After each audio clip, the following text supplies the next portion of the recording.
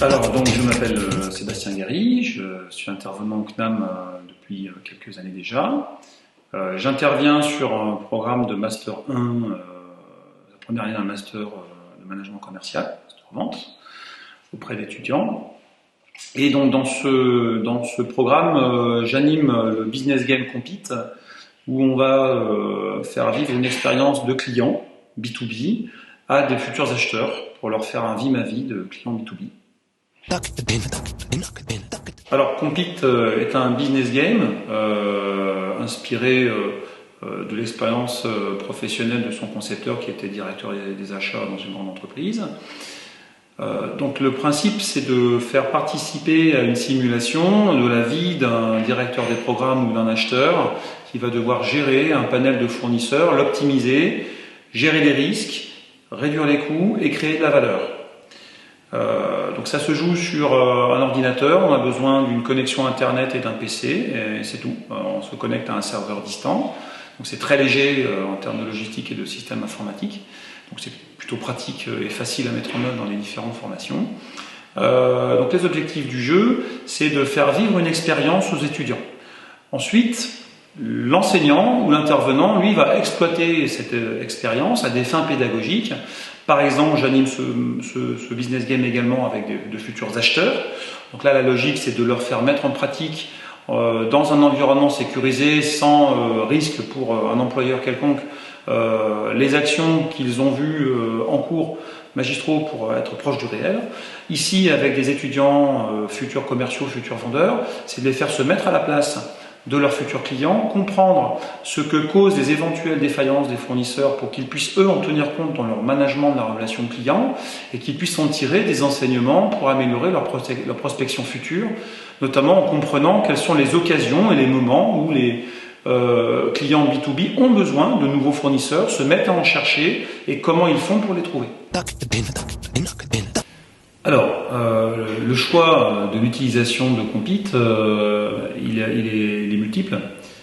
Premièrement, d'un point de vue pédagogique, on sait que par rapport à un cours magistral classique, on est dans une posture active de l'étudiant et par le vécu, par la manière dont il va s'adapter aux variations du jeu, il va retenir davantage. On sait qu'on est sur environ 5% d'un contenu qui est mémorisé par un cours magistral.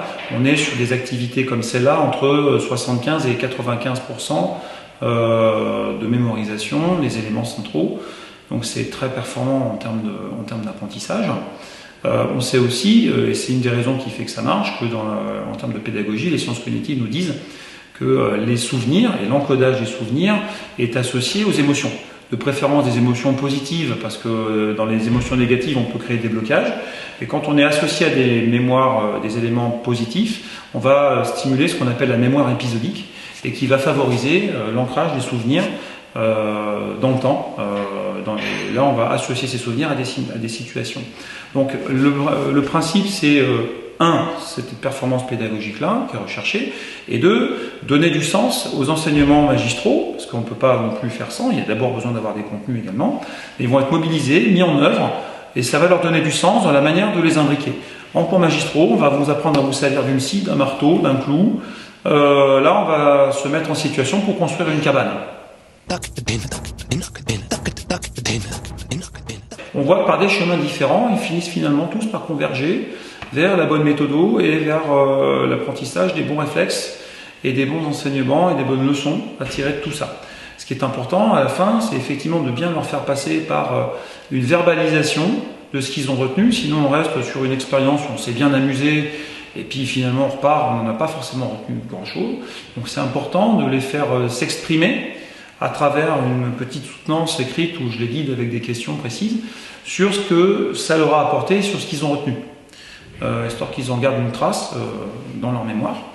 Donc on voit effectivement de l'emballement, de la gestion du stress, de la méthodo qui se met en place, des principes de réalité qui arrivent, et on voit aussi pendant les phases de pause, ça aussi qui est très intéressant, où ils débattent beaucoup entre eux. On sait que ça aussi, ça fait partie des éléments d'apprentissage, l'apprentissage entre pairs et le débat, qui permettent de s'approprier les choses qu'ils ont expérimentées pendant la séance. Et donc on voit qu'au fil des pauses, de différentes pauses de la journée, pour ça que je fais des pauses parfois un petit peu longues, ça leur laisse le temps de débattre. Et on voit que la nature des débats évolue en fonction de l'étape où on est dans l'apprentissage.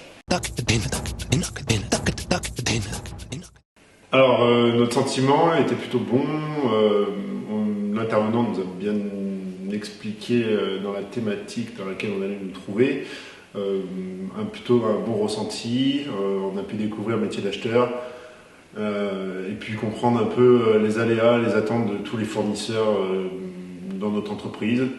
Moi, j'avais déjà fait des business games, donc j'attendais surtout la dynamique de groupe, le fait d'apprendre ensemble, en binôme, avec chacun nos expériences et que du coup ça puisse nous tirer vers le haut au mieux. On n'est pas du tout à un jeu comme ça, je m'attendais plus à un jeu où on devait gérer plutôt une entreprise. Il a été difficile au départ de se mettre dans le jeu parce qu'il faut comprendre les différents critères, les différents points à retenir et à utiliser. Et une fois que ça a été fait, on a eu beaucoup de soutien de la part du professeur, donc c'est plutôt simple de comprendre le jeu. Après, on est face à d'autres équipes, c'est un business game, donc l'idée c'est d'essayer d'avoir la meilleure stratégie. Et pour moi, ça a été hyper intéressant parce qu'on a pu s'entraider avec le binôme. Et du coup, non, c'était très intéressant. Je définirais ce jeu comme surprenant, car il évolue sans cesse, de la première heure à la dernière heure.